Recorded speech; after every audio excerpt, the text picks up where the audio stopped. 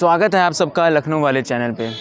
तो अब जैसे हम लोगों ने कुछ दिन पहले शूट किया था कि बेस्ट किताबें जिसके इस्तेमाल से आप अपनी स्टडी को कंटिन्यू कर सकते हैं। अब इसकी क्लास चलते हुए कुछ दिन बीत चुके हैं, अब टीचर थोड़ा थोड़ा अपना कोर्सेज भी आगे बढ़ा चुके हैं, तो अब उन्होंने असाइनमेंट देना शुरू कर दिया अपने रिस्पेक्टिव सब्जेक्ट्स में।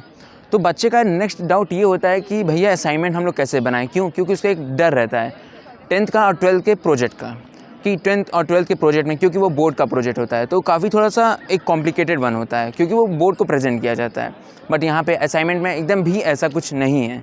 असाइनमेंट केवल एक 5 मार्क्स का असाइनमेंट है, जो कि आपको एक फॉर्मेलिटी की तरह होता है। वो आपको कंप्लीट करना है, अपने सर को सबमिट करना है और उसके बेसिस में आपकी मार्किंग की जाएगी। तो ये होता है असाइनमेंट। तो आप एकदम कभी भी असाइनमेंट को किसी प्रोजेक्ट से मत रिलेट करिएगा जो आपने 10th और 12th में किया था। बताते हैं कि असाइनमेंट अब क्या है, मतलब कैसे आप उसको बना सकते हैं, क्या क्या उसका क्या प्रोसीजर होता है।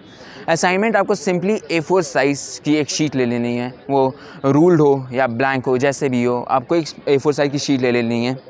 अब आपको असाइनमेंट अपना कितने पेजेस में करना है, 1 साइडेड करना है या 2 साइडेड करना है, ये आपको आपके रिस्पेक्टिव टीचर बताएंगे। इसमें हम कुछ नहीं बता सकते, बट मैक्सिमम 7 to 8 पेजेस या कभी कभी 10 पेजेस भी चले जाते हैं, उससे ज़्यादा पेजेस जनरली नहीं जाते हैं करने के लिए। और अगर बात करती है नेक्स्ट डाउट, जो कि एक्नॉलेजमेंट, बिब्लियोग्राफी और प्रीफेस, इंडेक्स, ये सब बनाना है कि नहीं बनाना है, क्योंकि हम लोग जो प्रोजेक्ट बनाते हैं 12th में 10th में, तो उसमें हम लोग को ये सब सारी चीज़ें इंक्लूड करनी पड़ती हैं, एक्स्ट्रा कंटेंट। बट इसमें आपको ऐसा नहीं है। इसमें जो भी आपको टॉपिक मिली है उसी टॉपिक पे आपको बनाना है। सिंपली आपको एक केवल इंट्रोडक्शन पेज अपना क्रिएट कर लेना है, जो कि आपके असाइनमेंट के सबसे स्टार्टिंग में लगेगा, और वो इंट्रो पेज में आपका नाम होगा, आपकी किस डिपार्टमेंट से हैं आप अपना नाम, रोल नंबर, सेक्शन लिख दीजिए, और किस टीचर को आपको सबमिट करना है, किस सब्जेक्ट का असाइनमेंट है, ये सब एक सिंपल सा इंट्रोडक्शन पेज आपको क्रिएट करना है। उस इंट्रोडक्शन पेज को आपको सबसे पहले अटैच कर देना है, फिर आपका कंटेंट होगा। अब कंटेंट आप कितने अच्छे तरीके से रिप्रेजेंट कर सकते हैं, कितने अच्छे तरीके से आप अपने उस कंटेंट को एक्सप्रेस कर रहे हैं, वो तो आपके ऊपर डिपेंड करता है, आपकी क्रिएटिविटी पे डिपेंड करता है। और अच्छा करिएगा तो आपको ऑब्वियस बात है बहुत अच्छा मार्क्स मिलेगा। और अगर आप अपने जो असाइनमेंट है उसको टाइमली सबमिट कर दे रहे हैं या बिफोर टाइम सबमिट कर दे रहे हैं, तो ऑब्वियसली एक अच्छा इंप्रेशन पड़ता है प्रोफेसर के ऊपर, और उसका इफेक्ट आपके मार्क्स पे भी दिखता है, आपको अच्छा मार्क्स मिल जाता है उससे। और ये असाइनमेंट जैसा मैंने आपको बताया, ये 5 मार्क्स का होता है।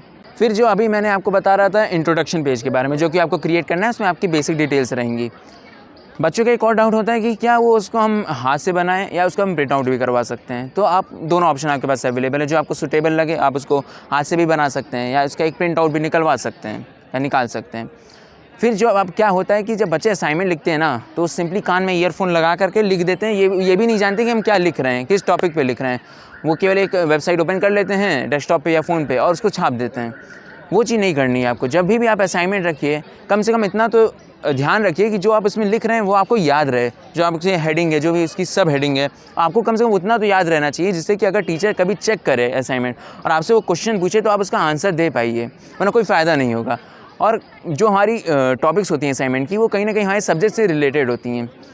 जब सब्जेक्ट से रिलेटेड होती हैं हमारी टॉपिक, तो वो कहीं ना कहीं आपको आपके एग्ज़ाम में हेल्प करती हैं, क्योंकि आप उस टॉपिक को एक बार अच्छे से कवर कर लिए होते हैं। और अगर आप उसको ध्यान से लिखिएगा समझते हुए, तो आपके एग्ज़ाम में भी हेल्प करेगा। इस तरीके से होता है आपका असाइनमेंट। तो असाइनमेंट को लेकर कुछ टेंशन लेने की ज़रूरत नहीं, बहुत ही सिंपल होता है, बहुत ही ईजी होता है। और जो आपने 10th और 12th में कर रखा है पहले से, उससे तो काफ़ी ज़्यादा ईजी होता है। सिंपली आपको, अगर आप सीरियसली करिएगा, उससे 3 से 4 दिन में आपके सारे सब्जेक्ट का असाइनमेंट कवर हो जाएगा। तो ये रहा कुछ असाइनमेंट के बारे में जो मैंने आपको बताया। और कोई और डाउट है, और अगर इसके रिलेटेड कोई और डाउट है तो प्लीज़ कमेंट सेक्शन में प्लेस करिएगा।